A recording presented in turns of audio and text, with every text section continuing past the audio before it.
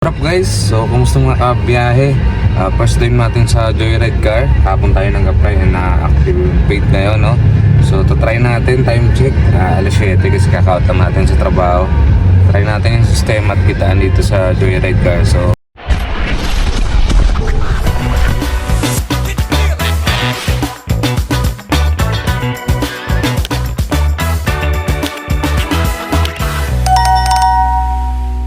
sampulan natin yung Joyride, 165 pesos. So malapitan lang pala talaga itong mga pagka TNBS, no? Dito lang nasa 9 minutes lang yung galing dun sa bahay ng foreigner. Napa-English agad tayo. So abang ulit tayo ng booking dito sa Imus.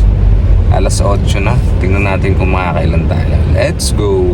Ayun mga part-time tayo dito sa Joyride. Abang tayo ng booking dito sa Imus Robinson. Unang buwan naman natin para kay Joyride is Porinoy, mga kaibigan. Napa-English agad tayo. Buti hindi masyado nagsasalita. 167 fights na. So dito pala sa Joyride, no, kapag nag-top up ka may free 8,000 sila na top up. So hanggang maubos mo yun, malaking bagay na rin, pandagdag bills. So abang tayo ng pangalawang booking. Alas 7 na tayo nagsimula. Day 1, nakuha tayo ng isang booking dun sa Cavite. And tinry kong lumos dito sa Maynila kung marami. And mukhang marami nga, puro malalapit lang. Pero bago nun kuha tayo ng booking, kakain muna tayo. So yun guys, medyo mahaba yung energy natin kaya lumos pa tayo dito sa Manila. Alas 12 na, 12:04. So nakadalawang booking na tayo. 165 yung Imus to Imus. Tapos tinry natin lumos dito sa Manila para masubukan yung apps ng Joyride. So okay naman, ako agad tayo ng 618. Tingnan natin kung may papasok pa na booking at may energy pa naman kasi mahaba yung tulog natin. So antay tayo. What up guys, good morning, happy holiday, happy biyahe. So first day natin dito kay Joyride. Ito try natin, pero nakapag-sample na tayo ng dalawang biyahe kahapon. Pero ito yung whole day natin, no? Alas 7 ng umaga dito na tayo natulog sa gasolinahan. Try natin kung okay ba. Pero kagabi kahit mga alas 11, alas 12 ng gabi, meron pa rin book na pumapasok. Hindi na lang tayo kumuha ng book kasi natulog tayo. So tara, samahan niyo ako sa biyahe natin. Tignan natin kung okay ba ang biyahe dito kay Joyride. So, dito tayo sa may sukat habang tayo na may papasok. Meron na agad 2 kilometer, oh. Muntinlupa to, Baclaran.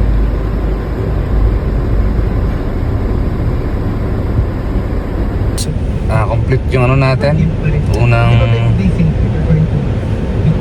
unang biyahe natin, 280 pesos dito sa South Station Terminal. And abang tayo ng book. Tapos isang biyahe, almusal tayo. Dito natin hinatid si Madam.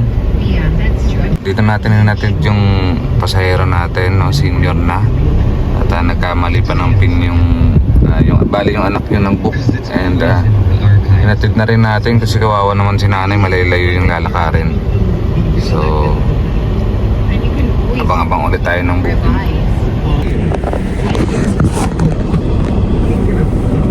Ayun, unang biyahe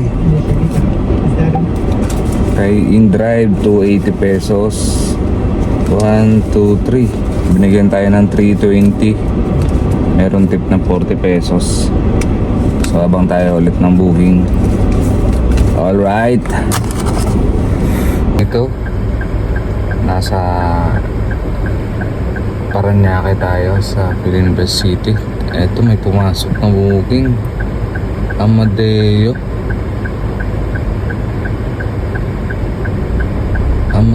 Cavite. Booking alas 8, mag-alas 9, 8:42. Sa Joyride pala, puro malapitan lang, no? Iba talaga pagka tao yung sakay mo. So, pick upin lang natin yung ating client. Let's go! Ayun, abang tayo ng pangatlong booking. Tumambay muna tayo dito sa gasolinahan, malapit sa airport. At naka-CR tayo, tapos almusal. So, abang tayo ng pangatlong booking natin for today. At naka 700 na tayo. At may konting tip na binigay. Siguro mga 750 na tayo. So alright, full day tayo ngayon kay Joyride. Ingat sa atin sa biyahe.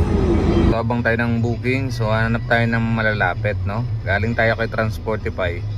Dito kay Joyride, tao yung sakay natin. So dahil malalapit yung pick up nito, mas hanap tayo ng mas malapit. So, alright.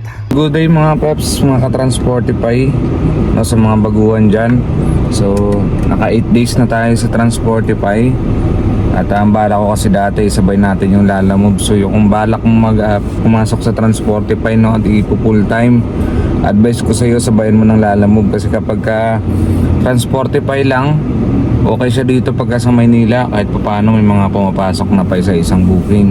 Pero kapag malayuan mga idol, gaya ng Laguna, Batangas, tapos sa Cavite ka na uwi gaya ko sa Imus, yung pabalik pahirapan talaga. So kaya maigi, dalawa yung apps mo, Transportify tsaka Lalamove, para pwede kang kumuha ng pooling sa Lalamove, isabay mo kay Transportify. Kasi si Transportify bawal lang pasabay, meron siyang saver pero bihira, no? So yun lang, no? Sa mga gustong pumasok dito, kailangan meron kayong dalawang application kung delivery yung gusto nyo. So pero ito ako ngayon, tatry ko ulit sa TNBS naman. Joyride tayo ngayon. So hanggang 8 days lang tayo sa Transportify kasi tinitignan ko kung saan medyo maganda-gandang kitaan. So yun lang, no? Yun lang yung tip natin. Pag nag-Transportify tayo, wag lang isang application lang, wag lang si Transportify kasi mamumuti yung mata mo, kakaantay talaga pagka malayuan pabalik. Pag dito kayo sa Manila, makakuha kayo paikot-ikot, QC, Pasig, Taguig. Pagdating mo na sa Batangas, Laguna, tapos nagbulakan din ako dati, walang makuha. Abutin ka ng 2-3 oras, tsambahan pa kung makakuha pabalik ng Maynila o pabalik ng Cavite. So yun lang, ingat tayo sa pagdadrive. Idol, alas 11. Although holiday naman, pero yan, nasa Paranaque tayo, walang pumapasok na booking, no? So kung meron tayong Lalamove, kaso yung Lalamove kasi natin nakasuspindi pa, kaya hindi natin maipagsabay. Pero maganda siguro kung merong Lalamove para may backup. So yun lang, no? Ingat tayo sa biyahe.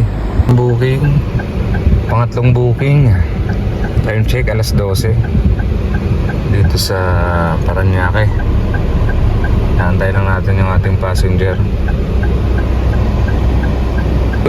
Nagsunod-sunod yung booking natin. Nakakuha tayo ng book na pangalawa, 202, tapos 111. So may mga tip na mga 10 piso, tapos 10 pesos. Tapos abang tayo na ito ng ilang book ng bato, pang 5 na. Ito ulit, may pumasok 140 pesos. So malapit lang, hindi natin pwedeng ayawan to at uy, kinancel.